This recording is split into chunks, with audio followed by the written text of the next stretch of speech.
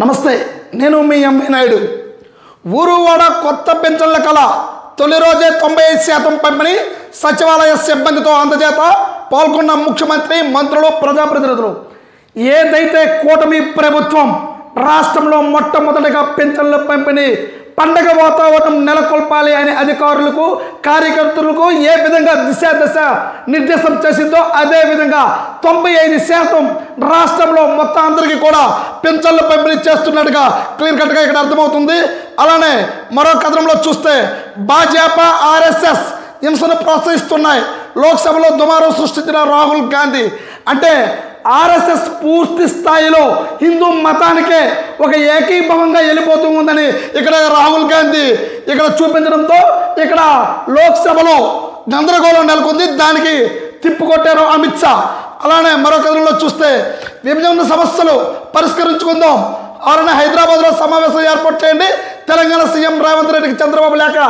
ఏదైతే విభజన చట్టంలో మనకి హామీలో ఏవైతే మిగిలిపోయాయో అవన్నీ కూడా రెండు తెలుగు రాష్ట్రాల్లో కూర్చొని రాష్ట్రాలకు సంబంధించిన మంచి కోసం మరొకసారి కూర్చోవాలి.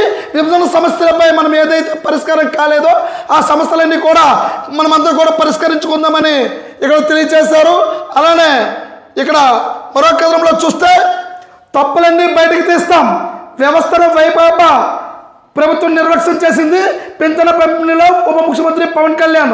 అంటే గతంలో ఏవైతే వైకాపా ప్రభుత్వం పూర్తిగా నిర్వీర్యం చేసిందో దాన్ని అన్ని తప్పులన్నీ బయటకు తెస్తామని ఇక్కడ డిప్యూటీ సీఎం పవన్ కళ్యాణ్ తెలిపారు.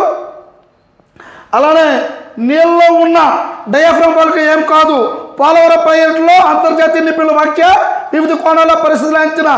అంటే ఇక్కడ పోలవరం ప్రాజెక్టులో నిర్మించిన సాక్షి కథనంలో చూస్తే పెన్షన్లపై పెత్తనం, మళ్ళీ జన్మభూమి కమిటీలదే రాజ్యం.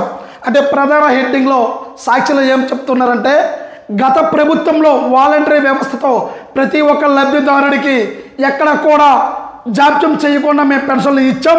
కానీ మళ్ళీ కూటమి ప్రభుత్వం వచ్చిన తర్వాత జన్మభూమి కమిటీలదే రాజ్యం వెళుతుంది. ఎవరైతే కూటమి ప్రభుత్వంలో పనిచేసిన కార్యకర్తలకే వాళ్ళకే లబ్ధిదారులకు మాత్రమే పెన్షన్లు ఇస్తున్నట్టుగా ఈ యొక్క కథనంలో తెలియజేశారు. అలానే వీర జవాన్లకు వస్త్రాన్ని ఇవ్వాలి.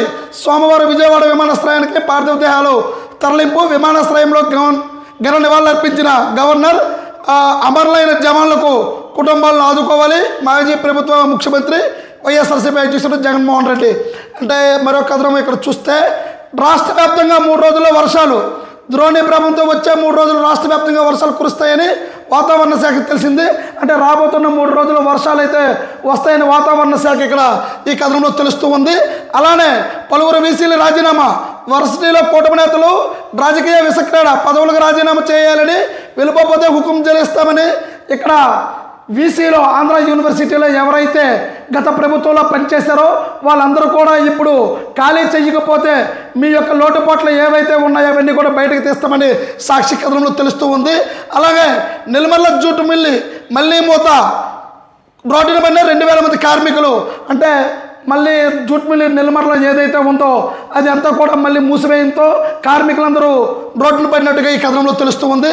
అలానే మరో కథనం ఆంధ్రజ్యోతిలో చూద్దాం. ఆంధ్రజ్యోతి మెయిన్ హెడ్డింగ్లో చూస్తే పండగ వచ్చింది, నిరుపేద ఇంటికి నడిచి వచ్చిన నాయకుడు.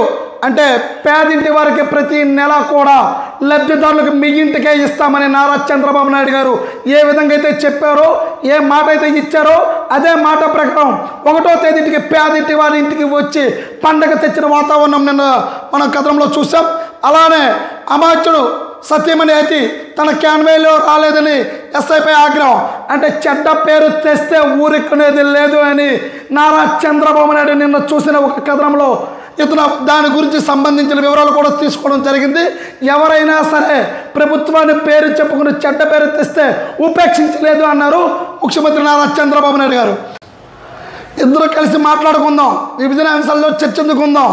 అంటే తెలంగాణ రాష్ట్ర ముఖ్యమంత్రి, ఆంధ్రప్రదేశ్ ముఖ్యమంత్రి అంటే గురు శిష్యులు ఇద్దరు కూడా మనస్పర్ధలు లేకుండా, ఎందుకంటే ఇద్దరు గురు శిష్యులే కానీ రాష్ట్ర విభజనలోకి వచ్చేసరికి మాత్రం మీ హామీలు మాకు ఏవైతే ఇవ్వాలో ఖచ్చితంగా ఆ హామీల ప్రకారంగా 2 రాష్ట్రాలు కూడా మాట్లాడుకుందామని ఇక్కడ సీఎం రేవంత్ రెడ్డి ఇక్కడ ఈ కథనంలో తెలుస్తూ ఉంది. అలానే మీరు హిందువులు కాదు హింస విధ్వంసాన్ని వ్యాప్తింపజేస్తున్నారు. అధికార పక్షాలకి 24 గంటల అదే పని అని ఇక్కడ క్లియర్ కట్గా తెలుస్తుంది. ఇక్కడ రాహుల్ గాంధీ పదే పదే ఇక్కడ హిందువుల్ని రెచ్చగొట్టే ప్రక్రియగానే ముందుకు వెళ్తున్నట్టుగా నిన్న కథనంలో మనకు తెలుస్తూ ఉంది. చూస్తూనే ఉండండి ఎంఈ న్యూస్. నేను మీ ఎంఈ నాయుడు.